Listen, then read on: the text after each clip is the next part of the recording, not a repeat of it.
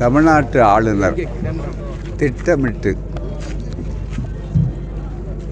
அதன் பின்னாலே ஒரு அரசியல் தூண்டுதலும் இருக்கிறது என்று ஐயப்படும் வகையில் ஒவ்வொரு முறையும் அரசியல் சட்டத்தை அளவற்ற முறையில் மீறி கொண்டிருக்கிறார்.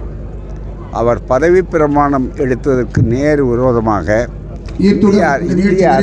இந்திய அரசியல் சட்டத்திற்கு ஒரு புறம் 75வது ஆண்டு கொண்டாடி கொண்டு இன்னொரு பக்கம் அந்த அரசியல் சட்டத்தை உடைக்கக்கூடியவர்களையே உற்சாகப்படுத்தி கொண்டிருக்கிறது ஒன்றிய அரசு.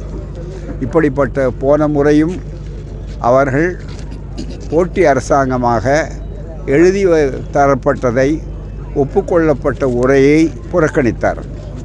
இந்த முறை அந்த உரையை அறவே புறக்கணிக்கின்ற வகையில் அவையை விட்டு வெளியே போனார்.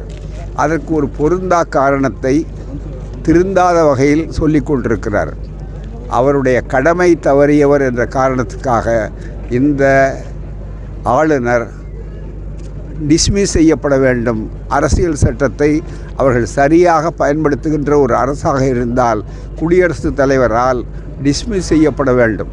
ஏனென்றால் இப்படி ஒரு அவமானத்தை, டெரிலிக்ஷன் ஆஃப் டியூட்டி என்ற கடமை ஆற்றுவதிலிருந்து விலகியவர் அவர். மக்கள் நலத்தை புறக்கணிக்கிறார். அது விரிவாக விளக்கமாக சொல்வேன். அவர் எடுத்துக்கொண்ட பிரமாணம், பதவி பிரமாணம், மக்கள் நலத்தை புறக்கணிக்கிறார்.